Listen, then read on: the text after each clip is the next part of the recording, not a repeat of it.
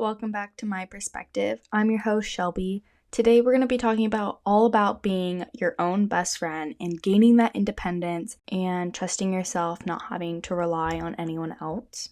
But before we get into the episode, we'll do some intro. So I'm currently at my parents' again. I'm sitting at a desk with a bunch of Legos and dinosaurs. I'm in my old bedroom that my brother's toy room now. And I'm home because I'm leaving to Costa Rica tonight. We're going on a little family vacay for my brother's spring break. So I'm missing a week of school, but honestly, it's gonna be worth it. I don't mind. I didn't do anything for my own spring break, so this is kind of my opportunity. My parents are providing for me, so I don't have, I was supposed to go to Mexico, but I would have to pay for that myself. Also miss work. So I'm not missing work, and I am saving money. This morning, I had a little photo shoot. My mom's friend got a new camera and she's doing a wedding, so she needed to do some test shots on me to figure out how to use it. So that was kind of fun. I'm so nervous behind a camera. I'm just not used to it, like a real camera. I started my new classes for the quarter and they seem pretty interesting. I'm in one psych class, one super cool comms class that's about dark side interpersonal, which I'm so stoked for. And then the rest are just some other ones I need to graduate. Next week's episode might be about how I keep my wellness habits while on vacation, because I thought maybe that'd be a good idea since I'm going to Costa Rica instead of doing it right before. I want to see what I'm able to keep up with. But side note, last weekend when I went to Sacramento, I had to meet the next day when I posted the podcast. I literally didn't hear my alarm and missed 2 hours of the meet. I was late for 2 hours and I basically missed the whole first session that I was supposed to be coaching at and only made it to the third one. I had 5 alarms and there's no reason to why I shouldn't have woken up. My alarm was on. I was getting the, every time it goes off, that reminder. And I woke up and I thought the alarm said 5 a.m. I was like, oh, phew. And then I realized it said 9. I'm like, oh my gosh. Texted my coach right away, or my boss, and I was like, oh my gosh, I'm so sorry. I'll be on my way right away. And I was just so upset at myself right after I was saying I would have the best day before. Okay, but I'm so excited for Costa Rica. I'm going for a week, and I'll update you guys about that one on next week's episode because I don't know much to say, but I'm going to prioritize reading, relaxing, making content, and just being in the moment. I also have a bunch of online classes, so I'm not fully on vacay mode, but I can eat some good food and just be in the sun. And I'm gonna go surfing, so I'm so excited. So let's just get into today's episode. So first is we're gonna be talking about being your own best friend, really taking your independence into your own hands. I've been extremely independent, I would say the past 3 years, especially being in college. It's such a valuable skill and has helped me feel more confident, empowered, and fulfilled. The reason why I love being so independent is it has allowed me to pursue my own interests, make my own decisions, and really live my life on my own terms. Yes, having friends and a support system is important, but being comfortable with being alone is important as well. And it helps you develop a stronger sense of self-worth and increases your resilience and to face challenges. So within the past couple of years, I have gotten multiple compliments from my therapist, from friends, just people around me of how resilient I am. And that's one of my favorite compliments because it's true. I have gone through a lot of things and I'm still here. I'm still standing. I'm still striving to be a better person, working on myself, personal development, and still pursuing my dreams. And if I let one little thing to really take over, then I wouldn't be here right now. I would say that being independent has really benefited me. One, being in a long distance relationship, it's giving me that sense of independence. And I have the whole podcast episode last week about that. Some ways I would say that I'm independent is, this may seem silly to people, but I can go to the store alone, grocery shop, cook alone. I'll go out to restaurants by myself. I've traveled to Europe and Hawaii all by myself for weeks at a time. I don't like to rely on anyone else because I've realized that sometimes I'm just more content being alone and being with my thoughts and doing whatever I want to do. I never have to ask for permission, see someone else's budget, see what someone else's ideas are. I mean, that kind of sounds selfish, but at the same time, this is the one point in my life where I can be selfish. And I don't think that should have this bad undertone underneath it, because we're in our 20s at this point, at least most of us. And we should be taking every memory and experience to our fullest ability. And if you're worrying about other people, what they think, what they're doing, why not they're doing what you're doing, or you want to be them, and you're putting yourself back. You're holding yourself back to living your full potential life because of the thoughts of others or the company of others, and you don't want to be by yourself alone. And I think if you can't sit with yourself by yourself, alone in your thoughts, then there's some deeper root. I think if you can't sit with your thoughts alone, then that's who needs to sit with their thoughts most alone and journal and really take an account of why you always need to be surrounded by people, be distracted. Just learn to love yourself. Another way that I'm pretty independent is, I don't really know. I guess I never thought I needed somebody, but that wasn't always the case. I used to be that girl who always had that one best friend that you did absolutely everything with. And now I've realized that I am my own best friend and I do everything by myself. Not that I don't have friends. I just don't need that friend to do absolutely everything my whole life with. Spending time alone can have numerous benefits for your mental health and personal growth. You are not alone. When you are alone, you have the space and freedom to be creative, productive, and introspective. You're also able to focus solely on yourself and your needs without any distractions from somebody else. By taking time for yourself, you can recharge, reflect, and gain a better understanding of who you are and what you want out of your life. You can't make that 1 to 5 year plan.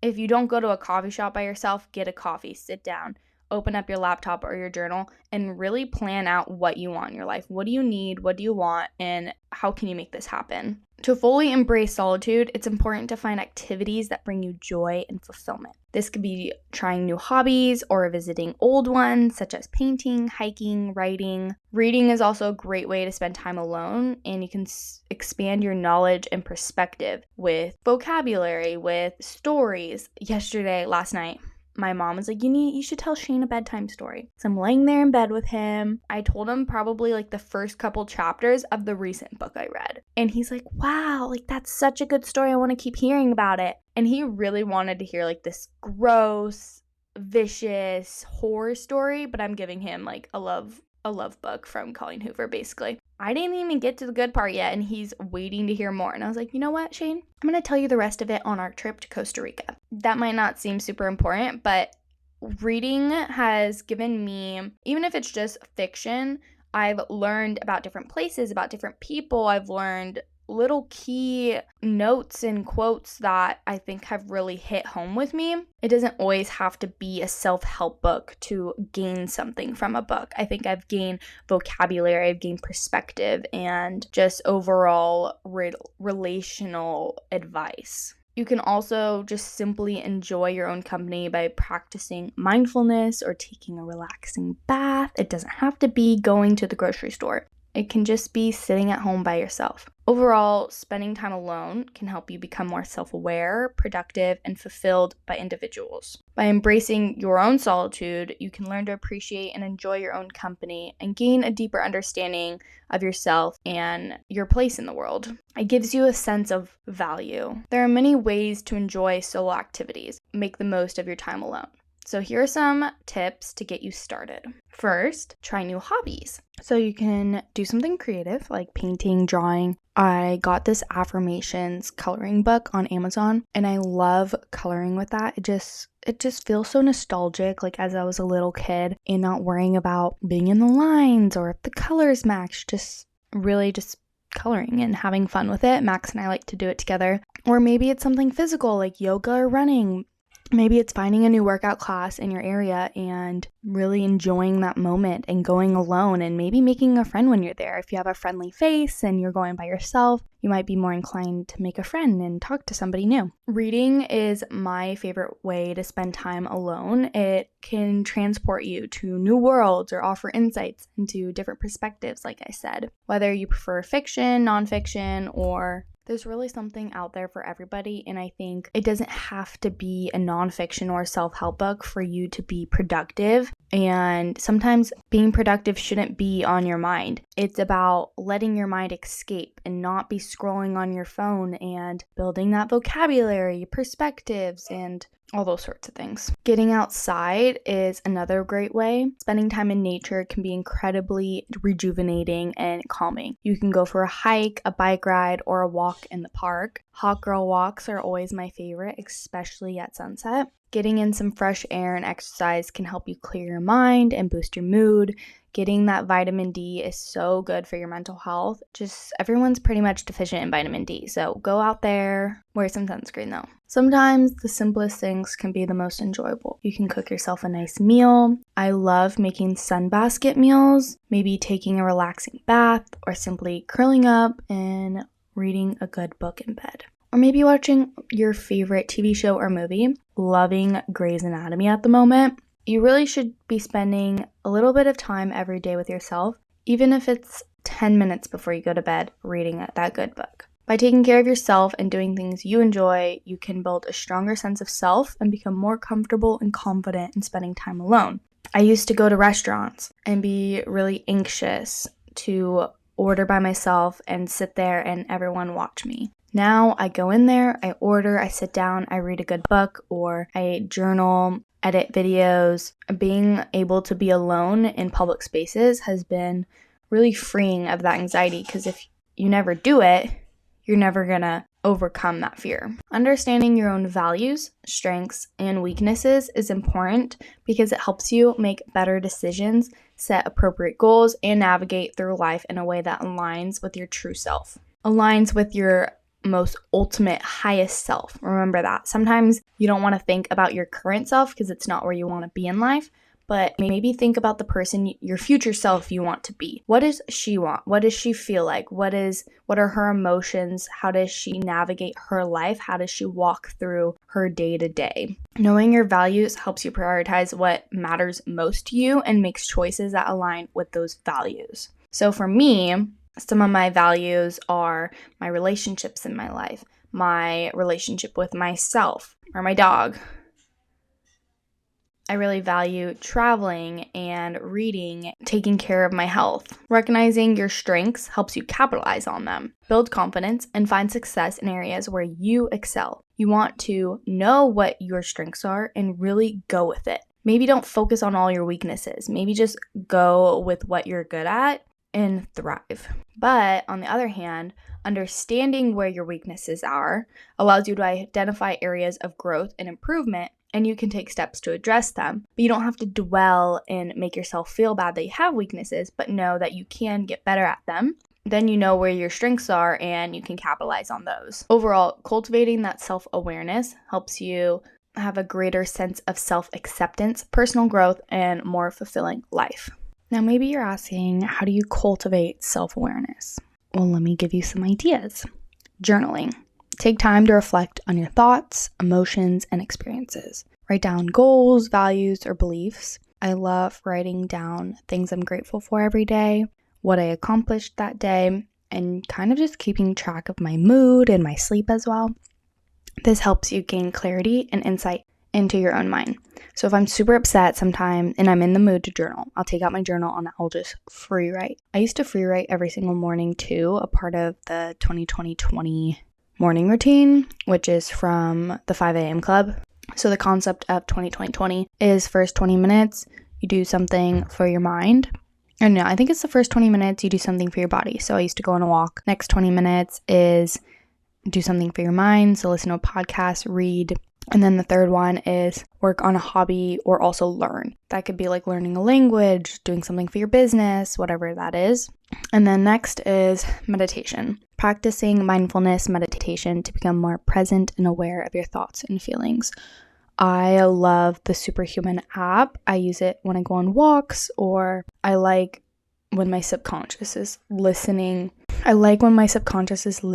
To a guided meditation. This helps you recognize patterns in your own behavior and gain a deeper understanding of yourself. And like I said, if it's a guided meditation, your subconscious is listening to that versus maybe a song that's really not benefiting you. Honestly, meditation can do only good, I think. My third way to cultivate self-awareness is seek feedback. So ask trusted friends or family for constructive feedback on your strengths and weaknesses. Honestly, I would never do this. I hate when people tell me stuff for some reason, but this can help you, if you like that, identify areas of growth and improvement. I like to just figure out things on my own, but some people really do like ask their mom, like, what's wrong with me? I don't really know. Or like, I'll ask my therapist instead. I feel like that's a safer space for myself. Practice self-reflection. This is what I do with therapists. Regularly take time to think about your actions and how they align with your values and goals. Maybe that's at night when you're journaling. Think back at that day and be like, hey, did this align with what I want to accomplish? How I spoke to this person or I spoke to myself, a way that I want my higher self to speak to other people. This helps me stay focused on what's important and can help you make sure that your decisions align with your values and what you want to accomplish in your life. So by practicing self-reflection and ultimately become more confident and comfortable with being independent. That is why self-reflection is so important, but all of these little tips and tricks. Next is being your own best friend, the whole topic of this episode. Being your own best friend means treating yourself with the same kindness, compassion, and support that you would offer one of your close friends. When you have a bad body image day, when you look in front of the mirror and your hair looks like a wreck, when maybe you missed work like me. The most difficult times are the most important because it helps you build resilience, cope with challenges, and maintain a positive outlook, not dwelling on those difficult things. Practicing self-compassion means acknowledging your own pain or struggles without judgment or self-criticism. When one of your friends comes to you and she's like, hey, I've been really failing this class, or I've been a really bad girlfriend, whatever it is, you're not going to go and talk to your best friend and judge her and be like, well, if you did this, this, and this, you wouldn't feel like that. Or maybe you do suck. Like, you don't actually say that to one of your best friends. You're usually like, oh, like, tell me more. What's going on? I'm sorry. I feel for you. What can I do? And you should be talking to yourself like that for your own good, you know?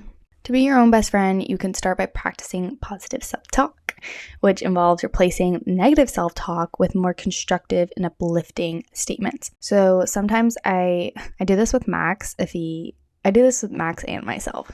I have to say 3 nice things to myself. Whether that's, I love your smile, you're such a great friend, you're so positive. So you have to say 3 nice things to yourself to counteract the one mean thing. Your mind really only will focus on that negative thing you said to yourself. Your mind doesn't know the difference from talking about somebody else that's negative and talking to yourself. If you're talking negative about somebody else, your mind just thinks you're talking to yourself, vice versa. So you want to keep the whole aura around you pretty positive. You can also engage in self-care practices such as taking care of your physical health, setting aside time for activities that you enjoy, engaging in relaxation techniques such as meditation or yoga. This is all really great ideas for just prioritizing yourself and really building, like, take yourself on dates. What would you do with a friend? What would you do with a boyfriend? Just do those things by yourself. If they can't do it with you, you should still go. Don't just wait until somebody else's timeline matches with yours. Setting healthy boundaries is an important aspect of being your own best friend. This means being clear about your needs and limits and communicating them assertively to others. We have talked about this so much in my communications classes, but you do this by prioritizing your own well-being and setting boundaries to protect it by doing this. So we'll go into boundaries in a little bit, but first we're going to talk about pursuing your own interests first. If you're looking to become more independent and comfortable with being alone, it's obviously why you're listening to this episode, but I encourage you to pursue hobbies or passions that you enjoy, even if it means doing them alone by yourself. Because not everybody in your life is going to have the same hobbies and enjoyments as yourself, but you don't want to wait around to find someone that does, because if you go do them alone, you'll most likely find people that also enjoy those things and make friends. So personally, I found that pursuing activities that bring me joy and fulfillment has been a great way to find my confidence and self-worth. So that's learning to color or going on a hike, reading great books. I've read so many good. I love reading. I used to hate reading. It's kind of crazy. Engaging activities that you love can help you feel more comfortable in your own skin because you're not forcing yourself to do activities that you hate or that you think you should like. Like if you go to the gym every single day because you think that's what you're supposed to be doing and that's what all the health and wellness TikTok girls are doing or the it girls, but you genuinely hate going to the gym, stop going. Find something else that's going to light you up. It's also important to remember that pursuing your own interests doesn't mean completely disconnecting from others. I'm not saying to not have friends. You can still engage in activities with friends or make friends when you go do these things or join a club centered around those interests you like, but it's about taking the time to pursue your own passions so you can develop a stronger sense of individuality and self-reliance, which can be incredibly empowering. It's about pushing yourself out of your comfort zone to those areas. So joining a club by yourself, it's not necessarily doing that activity alone. It's by going alone and meeting those people, making those connections without the comfortability of the people you already know. It's important to find fulfillment and purpose outside of social relationships because relying solely on others for validation and meaning can lead you to feel disappointed and a lack of self-fulfillment. So I found that pursuing my own interests and passions, whether it's through a hobby, volunteering, or learning something new, I've given myself the sense of purpose and accomplishment, and it's provided me independence that's away from anyone else's opinions or expectations of things that I should or shouldn't be doing. So pursuing something that you truly enjoy can be a form of self-care, honestly. It provides you a much needed break from school, from work, from just your daily stressors in life. Additionally, having your own interests can make you a more interesting and well-rounded person, which ultimately enhances your social relationships as well. So maybe you're single right now and you really want a boyfriend. Well, if you have a pottery class one night a week and then you go to the movies by yourself and maybe you traveled to Europe all alone, when you have that first date, you're going to have so much interesting to talk about. He's going to remember you as this girl that did this, this, and this. You're going to attract people like yourself who crave independence and want to better themselves and just be interested in so many different things. Having independence will ultimately lead you to better quality of people. Nobody can really be like, hey, you spend too much time alone. You need to spend more time with me. I feel like that's just weird to say.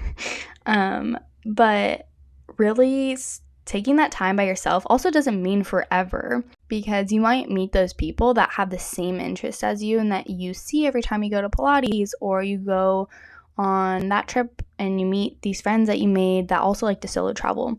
But ultimately, all these experiences really greater your perspective in life and greater your memories and make you a more fruitful person.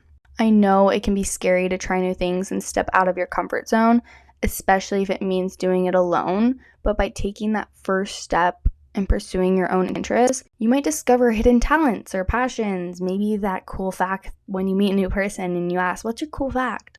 It brings you a sense of fulfillment and purpose that you never knew existed within yourself. And this is just a great opportunity for you to get to know yourself. Just pretend like you're dating yourself. Setting goals and boundaries. We're back to the boundaries. I think 2 episodes ago, I talked about setting goals and keeping promises to yourself. So go back to the episode if you want to learn how to make achievable goals. As someone who prioritizes my own well-being and personal growth, I understand the importance of setting goals and boundaries. By setting goals, I'm able to prioritize what's important to me and work towards achieving those things. This can lead to a greater sense of purpose and direction in life, and I think everybody needs to do this. Also, setting boundaries is crucial in ensuring that my needs and my values are respected. I have been full boundary mode girl for the past year. Setting clear boundaries with others, I'm able to establish what is and is not acceptable when I'm interacting with others. It can be helpful for me to maintain my self-respect and avoid feeling taken advantage of or being overwhelmed. Mostly overwhelmed because I like to say yes to everything and put everything on my plate. I've realized what I can handle, and it's okay to say no to somebody if it doesn't align with what I really need to get done. Overall, setting personal goals and boundaries is an important aspect of prioritizing your own needs and values. It has allowed me to take control of my life and work towards personal growth and self-fulfillment, because I wouldn't be able to do a podcast, work, to graduate early, to have a dog. I wouldn't be able to do all these things if I had no boundaries, and if I had no personal goals, then I wouldn't be here. Setting boundaries is an important aspect of maintaining healthy relationships. Here are some of my tips for setting up boundaries. I'm going to do a whole episode on this because it has been my lifesaver recently. At first, knowing your limits. I recommend journaling all of this so you can really take into account what your limits are and what your boundaries should be. Here's something to start off with. Take time to identify what are you comfortable with and what are you not. This can include maybe physical, emotional, and mental limits. For me, emotionally, I can't answer your text right away. I can't answer your text maybe within a couple days, a week. I'm not on social media that much, like Snapchat. Like, I'm not gonna open your Snapchats right away. I can't respond right away. You can't call me and I just hang out right away. Like, I know that sounds really bad, but I have a boundary when it comes to my messages. I pour everything into my relationship and my closest friends. But at this moment in my life, low maintenance friendships are all that I can handle. Most of my friends, I'd say all my friends that I have right now understand that I'm not going to get to it, and maybe I'm not even going to get to it the next day. Something when it comes to like physical is I can't hang out every day of the week, let alone once a week. I've got a lot on my plate. I work and I have school, and I can't prioritize hanging out every single week, especially with like multiple friends. I like to schedule in my friends of like when my schedule is like a week out or something, and really spend that intentional time with them and catch up and see what's going on in their life. But I personally can't keep up over text messages because I get a lot of anxiety when it comes to my phone. That's just some personal boundaries I have with myself. But another thing is communicating clearly. So be clear and direct when setting boundaries, clearly communicating what you are comfortable with and what you are not. I really try to use I statements to express how I feel rather than blaming or criticizing others. This has been a huge thing I've learned in communication and psychology classes, to like refrain from saying, you make me feel like this, instead of saying that, because it can make people feel defensive. Instead, be like, I feel like this. I feel anxious when I get multiple text messages giving me an ultimatum of when I'm going to call you back. I don't know if that was a really good example. You can use ChatGPT for this. Like, write what you want to say and then say, revise this message to using I statements, and it'll help you refrain from being like attackive towards this person. Next is practicing self-care. Taking care of yourself is an essential part of setting boundaries. Make sure that you're getting enough rest, you're eating well, and you're engaging in movement that makes you feel joy and fulfillment. Saying no when necessary is so important. It's okay to say no to things that don't align with your values or your goals. You don't need to do everything. People-pleasing should not be a good quality. Saying no allows you to prioritize your own needs and avoid burnout. You can't be there for everybody, and you honestly shouldn't. You need to help yourself first, and then you can lend a hand to your friends. They need to be able to do things on their own, make decisions for themselves to become a well-rounded, critical thinking person. And you can't make decisions for everybody. Critical thinking, I think, has gone out the window because everybody likes to think for us. We have all the technology in the world. I feel like in my major of communications, we had to write papers and critically think when there's no solid answer. So like sometimes we'd have to write a paper that has no answer. It's just an open-ended question to say whatever we want. And I think that's really helped me critically think and process my emotions and my thoughts and put them out on paper versus there being a right or wrong answer. And I feel like our school system and technology these days has really made people not think anymore. Setting boundaries can lead to a greater sense of independence and self-confidence because it allows you to take control of your own life and make decisions that align with your values and goals. When you set boundaries, you're sending a message to yourself and to others that your needs are important and deserve to be respected too, not just everybody else's. This leads to, once again, self-respect and self-esteem, which has basically been the highlight of all of this so far. Next is practice gratitude and mindfulness. Practicing gratitude and mindfulness are powerful tools for cultivating a positive mindset and increasing resilience. Gratitude involves focusing on the good things in our life and acknowledging the people, experience, and things that bring us joy and fulfillment. Never forget everything that is good in your life, because I tend to focus on the bad and then I forget about those experiences, those people. When we practice gratitude, we start to shift our focus away from the negative thoughts and emotions and instead focus on the positive aspects of our lives. This is why I write down 5 things I'm grateful for every single day in my self-care journal. It helps me feel more content, satisfied, and fulfilled after I do this because I'm like, oh, I'm so grateful for the moon. I'm so grateful for my job, my boyfriend, the bed I'm in, the sheets I'm in. Like, you can get so granular with everything you're grateful for. It doesn't have to be these big things. Mindfulness, on the other hand, involves being more present and fully engaged in the present moment. It means paying attention to our thoughts, emotions, and sensations without judgment, and cultivating a sense of curiosity and openness. Never stop being curious. Never stop learning. When we practice mindfulness, we become more aware of our thoughts and our feelings, and we can learn to regulate our emotions and respond to situations in a more thoughtful and intentional way versus reacting to situations. Okay, both gratitude and mindfulness go together. They help cultivate a more positive and resilient mindset. Resilience is so important and is such a great quality to have. By focusing on the good in my life and learning to be present in the moment, I'm building greater resilience and I'm learning how to cope more effectively, just be able to handle these challenges and setbacks that happen in my life. Practicing gratitude and mindfulness helps me feel more connected to the people around me and to the world, and it's helped me contribute this greater overall well-being and happiness. Ever since I've been more mindful and grateful, I've been more positive. So I want to end this off with tips on incorporating gratitude and mindfulness into your daily life. First, start with a gratitude journal. At the end of the day, write down 3 things that you're grateful for. This simple practice can help you shift your focus to the positive aspects of your life and cultivate a sense of appreciation. Practice mindfulness meditation. Find a quiet place to sit or do a guided meditation.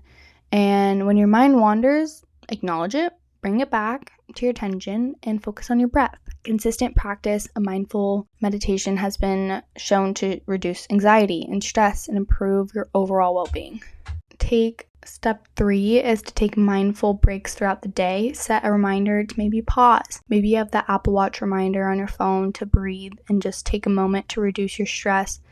And this helps productivity and focus. Lastly, pay attention to being grateful in your relationship. You want to make it a habit to express your gratitude to those around you, whether it's just simply saying thank you or a thoughtful note.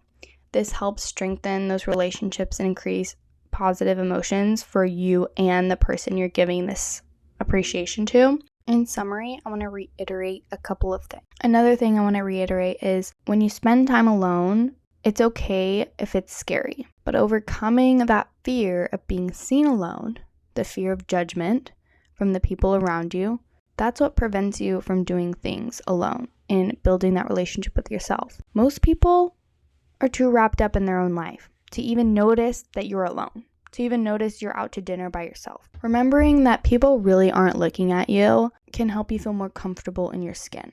Another thing is when I've traveled alone, I've gotten so many compliments from people at dinner being like, wow, I love that you're out to dinner right now reading a book and you're people watching and you're taking time for yourself. I've never had someone tell me something negative, maybe like something negative as in that can be scary, like for your safety wise, most people wish that they could be independent. And when they see someone who's independent, they not envy it, but they wish that they themselves could do that. Take your independence into your own hands and notice that you can go your whole life with having someone by your side, especially if you're in a relationship super young. But you're never going to learn those little things about yourself. Maybe it's just a coffee date once a week by yourself. Like, you don't have to go to Europe by yourself. I'm just saying, just give yourself some time to be in your thoughts, some self-care, rejuvenate, and build up your battery. Because the more you know yourself, the more you're going to be able to pour into other people.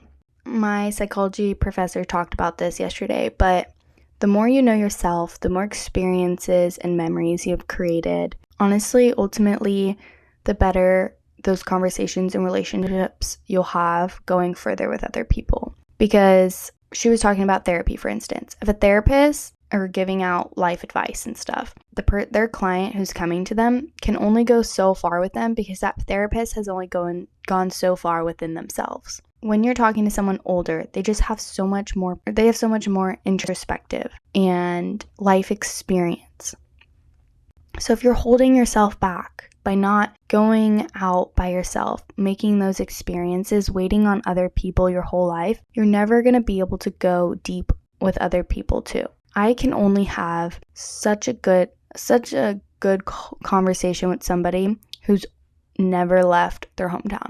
I can only talk about with them so much because they've never pushed themselves out of their comfort zone. Not only are you bettering yourself for yourself, but you're also bettering it for your future relationships, future conversations, your kids. And like I said, you're going to be a well-rounded person, and everybody wants to surround themselves with people like that. Be the person that people crave to be friends with, that they crave to become. You want to surround yourself with the top 5 people you want to become. So if you're surrounding yourself with people who are such a ball of anxiety that they can't do anything by themselves, that's what you're going to be. If you're hanging out with people who travel the world, who are prioritizing their career, that's who you're going to become. And you have to decide, what do you want to be? How are you going to get there? Who do you want to surround yourself with? Who do you want to be known as? What do you want to be remembered as? So when you figure out who, what, when, where, the goals, the values, your aspirations in life, you're going to be able to create that plan and that passion within yourself to create it and to crave getting out of your comfort zone. So yes, it's scary at first, but I promise you, you're going to thank yourself. 5 years from now, you're going to look back and be like, wow, so much has changed, and I'm so proud of myself for doing all these things, and I'd never take it back. So that's all I have for you about becoming your own best friend. It kind of went in a little bit more into being mindful, appreciating yourself, pushing yourself out of your comfort zone. But I think being your own best friend is less about the friends that you already have and more about your relationship with yourself and how to look within and reflect. And that's where this episode went. So I'm going to go to Costa Rica now, and I hope you have a great rest of your week, and I'll update you all next week, and I'm so excited. I love you all, and I hope you have a great day.